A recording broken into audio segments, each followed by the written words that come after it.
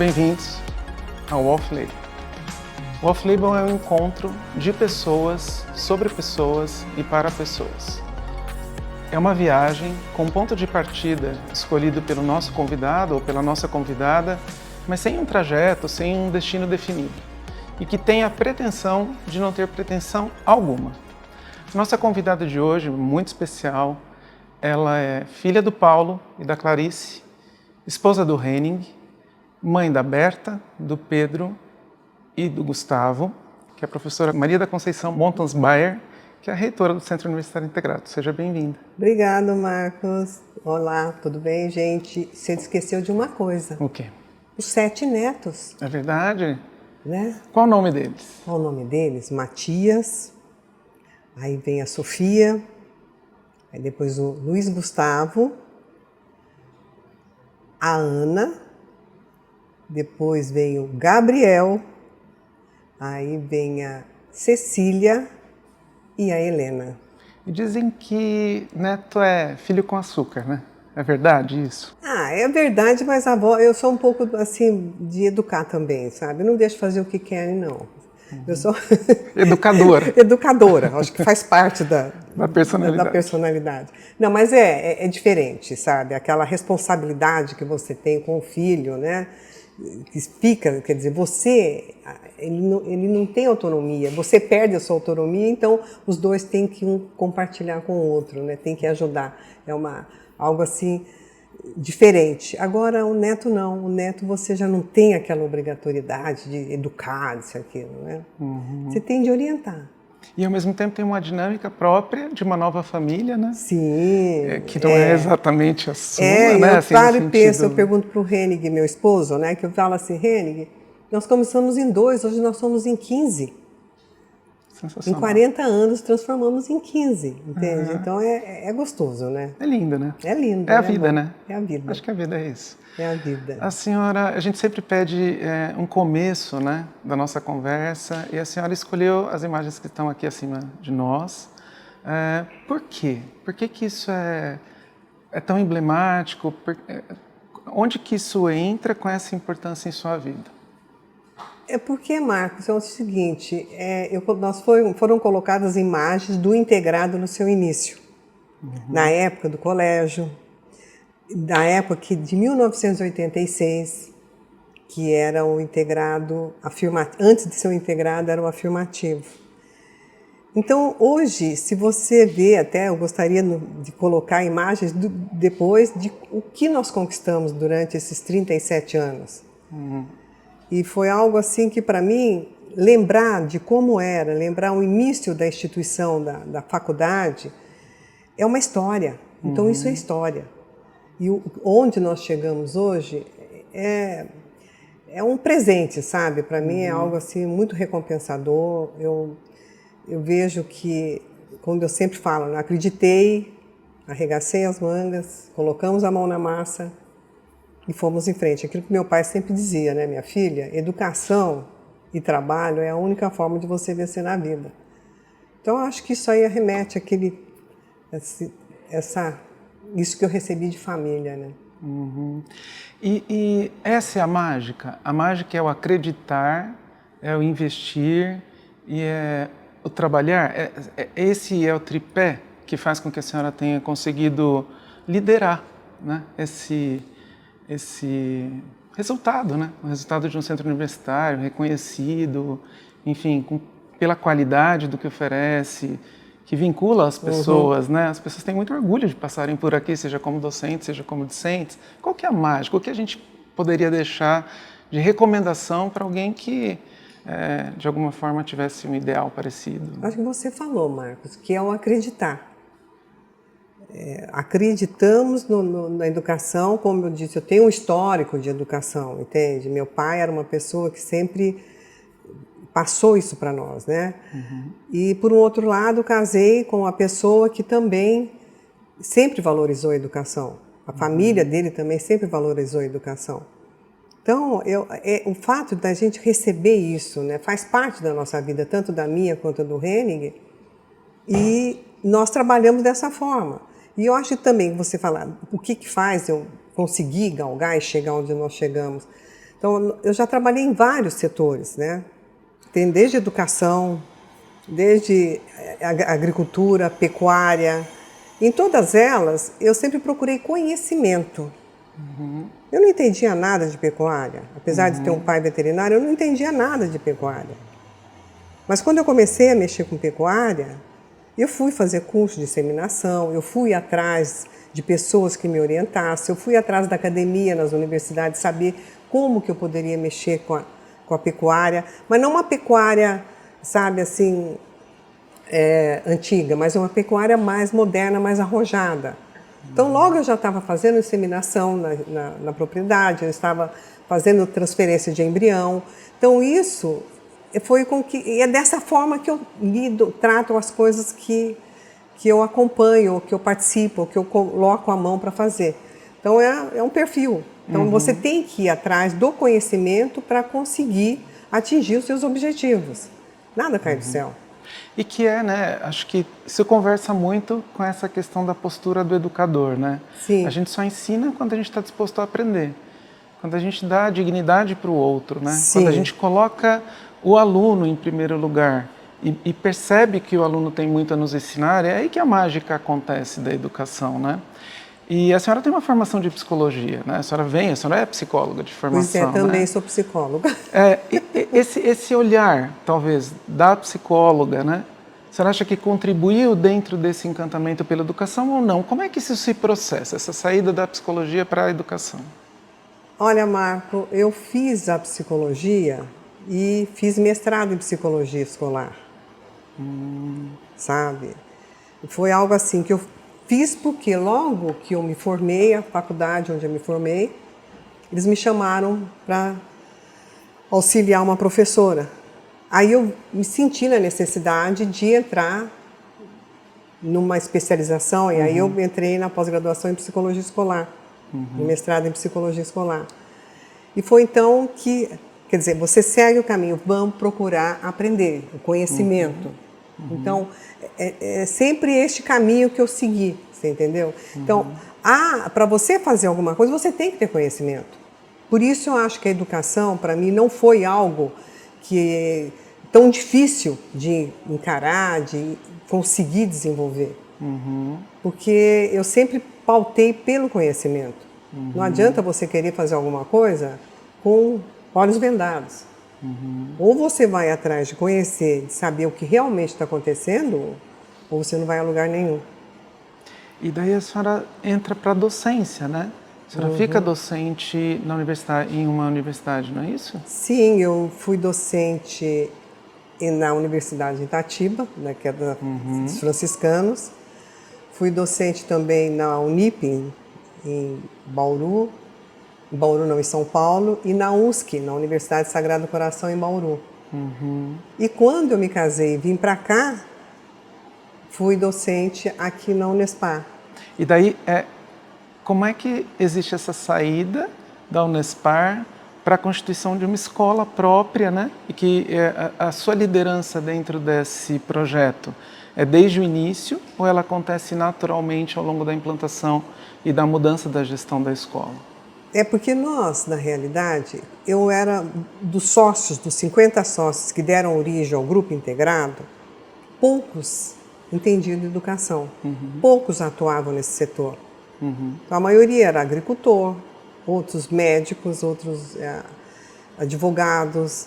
E, então, tinha de várias profissões dentro da comunidade. E um dos poucos que tinha atuado em educação era eu, a Beth, uma outra senhora daqui, que também era sócio, e a Zilda Binotti. Só que eu atuava na educação como professora, não como gestora. E desde o início da implantação do grupo, eu fiz parte do conselho, porque era um dos poucos que entendia da educação, apesar de ser como professora, não como gestora, eles achavam que seria interessante eu estar para estar acompanhando a metodologia que estava sendo implantada, o grupo que nós contratamos para administrar, sabe? Então foi por aí que eu fui desde o início, eu participei da formação do grupo integrado da escola e daí eu comecei a acompanhar a gestão também. sabe? E daí Então, o primeiro curso superior que é implantado é veterinária. não, administração e comércio exterior. Administração. Aí veio relações internacionais e depois veterinária. Depois Aí, veterinária. concomitantemente, acho que relações internacionais e veterinária. E era uma coisa interessante, porque eu não entendia nada de MEC. E naquela época tinha o EMEC. Só que nós éramos sempre muito verdadeiros. Nós chegávamos e falávamos, olha, ninguém aqui entende de gestão educacional, mas nós temos vontade de fazer. Por onde que nós vamos? Qual o caminho? Nós fomos procurar consultoria em Maringá, nos colégios de Maringá, para saber como que nós iríamos administrar o integrado. Então, nós não tínhamos aquele não, eu sou dono de escola, eu entendo. Não. A gente era humilde o suficiente para saber que nós éramos ignorantes no assunto. Certo? Você ser professor é uma coisa, você ser gestora de uma escola é outra. Inclusive, isso dá o perfil que a gente tenta implantar aqui dentro do integrado. Porque o professor ele também tem que ser gestor. Sim. Sabe? Você percebe essa nossa tendência de que o professor, toda a nossa equipe, eles têm que compreender como que funciona a gestão. O que ele tem para trabalhar dentro do orçamento para poder aplicar na educação. Porque as duas coisas caminham junto. E como é que... Porque hoje são tantos cursos, né? A gente ganhou uma dimensão assim... Muito grande. Tão grande, né? E que é lindo de ver, né? A gente anda, a gente... Você sabe que eu sempre falo de uma coisa, Marcos. Eu sabia o nome de todos os alunos e todos os professores. Hoje eu não sei. Eu também não sei. E eu só cuido de uma partezinha. Então eu sinto falta disso. Sabe? Verdade. É gostoso você passar, chamar pelo nome, entende? Então, isso aí eu sinto falta, mas é impossível. A gente sabe o rosto, mas não sabe o nome. Não sabe o rosto, mas não sabe o nome. Sabe o rosto, mas não sabe o nome. Então, nas formaturas eu presto bem atenção no rosto para preciso gravar, mas não consigo. Sim, sim. E como é que o que impulsiona isso? O que impulsiona esse crescimento? É um pedido da comunidade, quer dizer, a comunidade começa a se movimentar no sentido de que a gente precisa ter um curso específico. É uma oportunidade que eu tenho um professor que é de uma determinada formação, de uma determinada área, e isso ele faz uma proposta. Como é que isso aconteceu ao longo do tempo? Variado? Como é que foi isso? A princípio, nós fizemos assim, nós saímos pelo mercado. O que o mercado pedia? Qual era a carência da região? E tanto é que a administração nós tínhamos aqui na Unespar, mas era um curso fácil de montar para a gente saber como funcionava, e tinha uma demanda muito grande, uma necessidade. E nós fizemos uma pesquisa de mercado para verificar quais os cursos que nós poderíamos, né, solicitar. Então, a princípio foi bem nesse sentido, e veterinária era um dos cursos.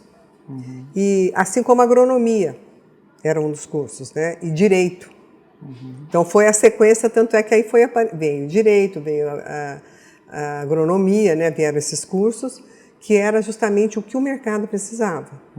Qual era a demanda daqui, a carência que nós tínhamos aqui. Sabe que a agronomia foi um curso assim, muito interessante, porque nós víamos a dificuldade que que os nossos alunos tinham de ir para fora.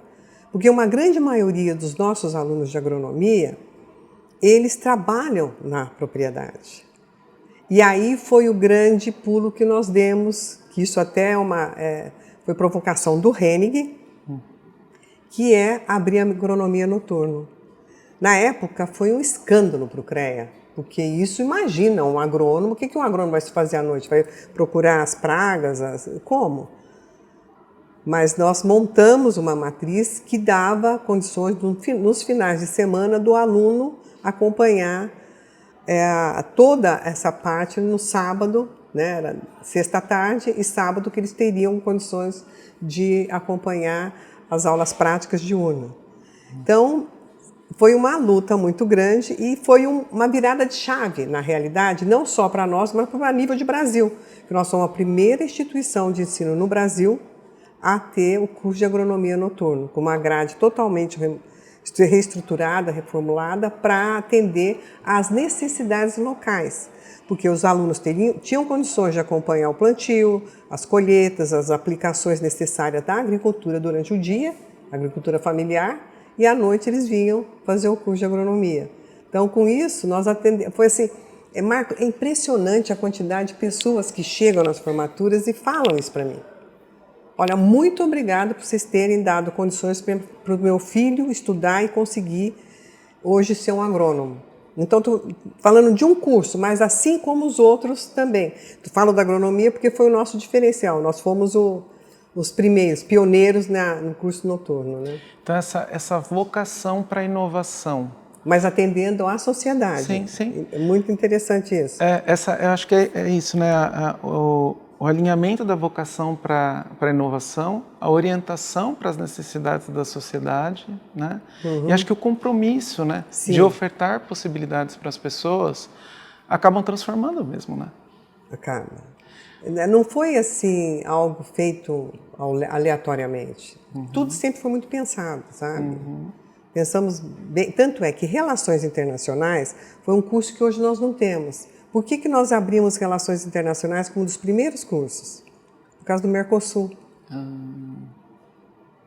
Mas aí o Mercosul não decolou, vamos assim dizer, né? Então foi um curso que foi deixando a desejar.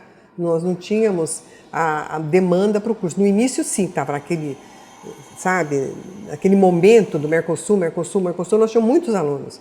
Aí a coisa não começou a decolar, não surgiu realmente o Mercosul como ele era para ser, e aí foi um curso que foi esvaziando, e nós tivemos que fechar. Foi este e turismo, foram 2 cursos que nós fechamos porque não tinha demanda. Talvez hoje o turismo teria. E como é que a medicina daí vem? Como que vem esse sonho, né? De implantar, né? Esse desafio. Como é que isso surge? Como é que isso se desenrola? Conta um pouco pra gente. O Marcos, eu tenho um sonho aqui em Campo Mourão que eu acho que é uma carência da nossa região: saúde. E na realidade, eu acho que o curso de medicina ele vem justamente ao encontro deste sonho. E foi um desafio muito grande. Nós tivemos a primeira tentativa e não conseguimos, está muito difícil. Protocolamos a primeira vez, mas nós não conseguimos, ficou em diligência. No fim nós tivemos que desistir porque a portaria que abriu para abertura de curso de medicina como o nosso, ele tinha uma outra conotação, que foi dentro do plano da Dilma, né? Do programa Mais Médicos. Do programa Mais Médicos. Então, nossa é diferente dos outros. Então, foram escolhidas cidades. E foi a oportunidade que nós tivemos, entende? De ser escolhido Campo Mourão. E aí na época, nós concorremos com pessoal pesado, né? Algumas empresas educacionais a nível de Brasil. Mas nós, como sempre tentamos, eu acho que isso é um mérito do Pedro, meu filho, e eu nunca deixo de falar isso, da Simone e da Luciana. Os 3, eles se empenharam assim muito com o Zé Lúcio para fazer o projeto da medicina um projeto diferente.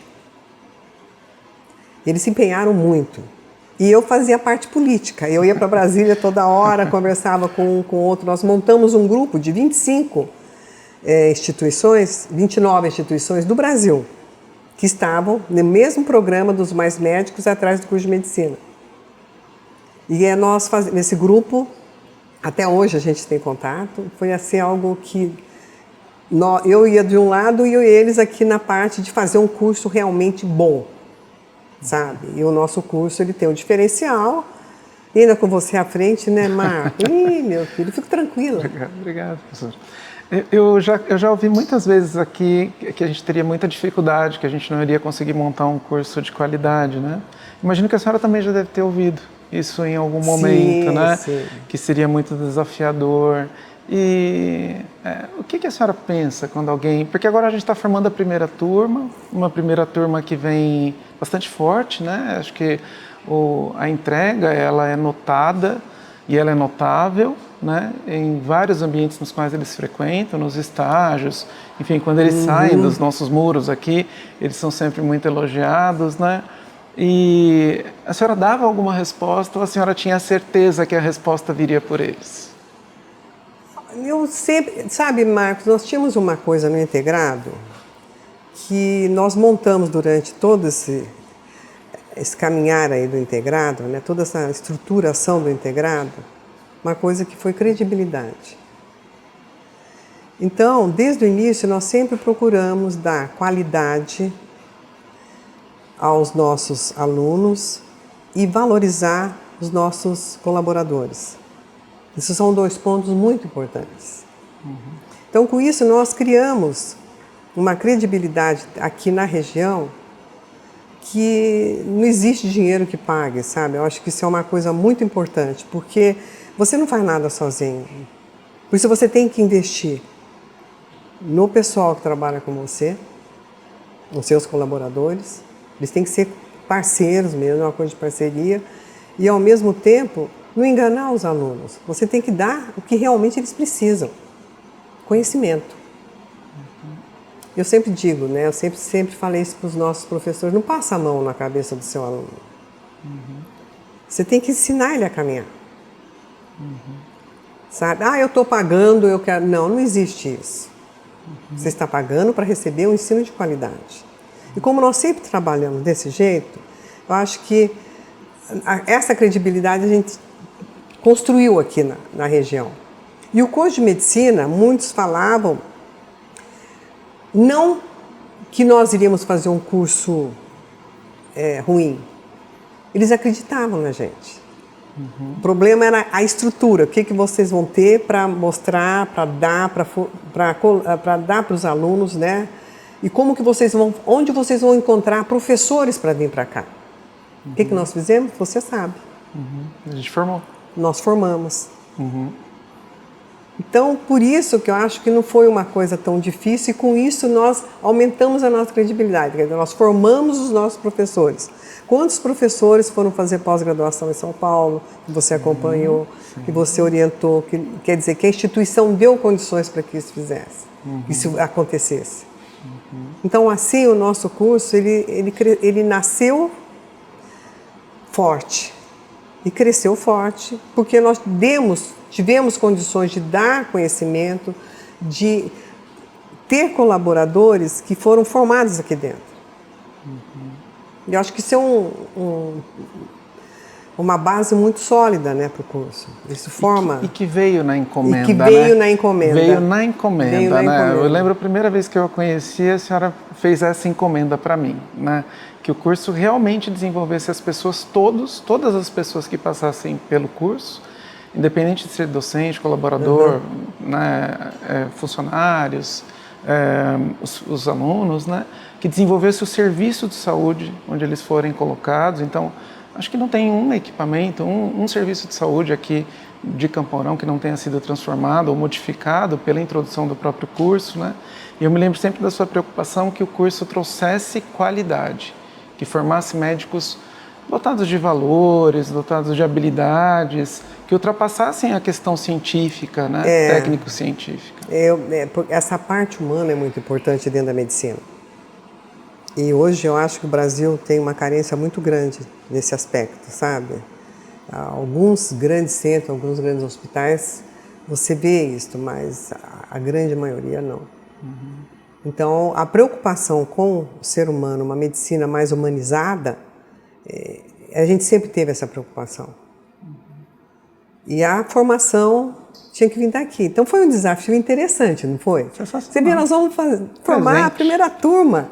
E, entende? Eu acho que foi uma conquista, justamente por isso que nós ficamos abertos a ajudar, a construir. Não foi uma coisa, não, vou importar professores de lá e de cá, figurões. Não, não foi assim. Você sabe que eu tenho uma passagem muito interessante, Marco, que foi no direito. No início do direito, vinha um desembargador disso, papapá. Menino, eu virei e falei assim, isso não vai funcionar. Quando nós começamos a formar professores dentro do direito, mudou. Porque você não podia contar com esses figurões sempre. E, na realidade, nós tínhamos que ter pessoas que vestissem, né, a nossa ideia, que participasse em conjunto com a gente da construção do curso, e não algo vindo de fora. Mas é por aí. E quando a gente olha para o futuro, para os planos, para os desejos, as projeções para o integrado, o que a senhora sonha? Para onde a gente vai? Ô Marcos, eu quero que o integrado continue sendo essa instituição inquieta, porque a educação é muito dinâmica.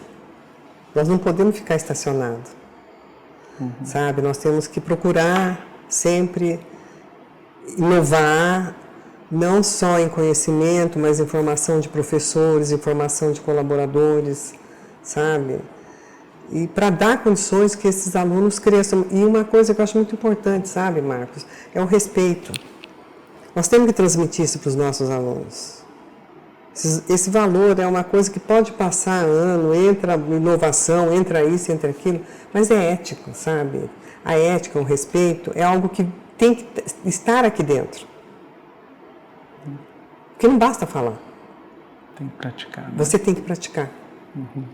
Então, que o integrado continue assim e voe muito alto. Continuará. Continuará, né, Marco? Continuará. Mas com esses princípios, sabe? Sim, respeito, a humanização. Se eu cresço, a sociedade tem que crescer. Você tem que partir de que todos têm que ganhar. E porque isso traz pertencimento, né? Exatamente. A gente percebe isso claramente, o pertencimento de todos, dos colaboradores, dos professores, dos alunos. Quando eles saem daqui, né? Eu vejo a medicina ainda muito jovem, mas a gente tem muitos alunos que trazem os irmãos mais jovens para estudar. A gente vê nos outros cursos que já tem gente formada que os pais querem que os filhos façam aqui no integrado, né? Justamente pela perpetuação dos valores e acho que dos ensinamentos recebidos, do desenvolvimento, né? Porque não é só sobre ensinamento, mas é sobre o desenvolver-se ao longo do processo. E acho que eles experimentam muito isso, né? É um crescimento, né? Um Sim. crescimento assim, não é um crescimento louco, aloprado, não. É um crescimento com consciência, entende? Com respeito. Porque acho que isso que é importante. E isso que dá a sustentação da educação realmente, né? Você desenvolveu o senso crítico nas pessoas, mas com respeito. O que dá o nome nesse nosso encontro aqui, né, nessa nossa viagem, é off-label, né? Então, o que é off-label na saúde é algo que não é de bula, a prescrição habitual, mas que é algo que é aceitável, que o risco-benefício é aceitável, que o custo-benefício é aceitável. É algo que a gente utiliza com bastante propriedade, com bastante segurança, sempre que faz sentido para aquele paciente ou naquela situação. O que é off-label para a senhora? Off-label para mim é educação. Educação. Sabe? Porque ela é muito diversificada. Mas ela tem uma coisa que é o conhecimento. Isso eu aprendi desde os meus pais, que sempre deram muita importância para isso. Então, se eu conseguir hoje ser uma reitora de uma instituição, eu nunca pensei em ser reitora de instituição. Foi porque eu recebi isso aí.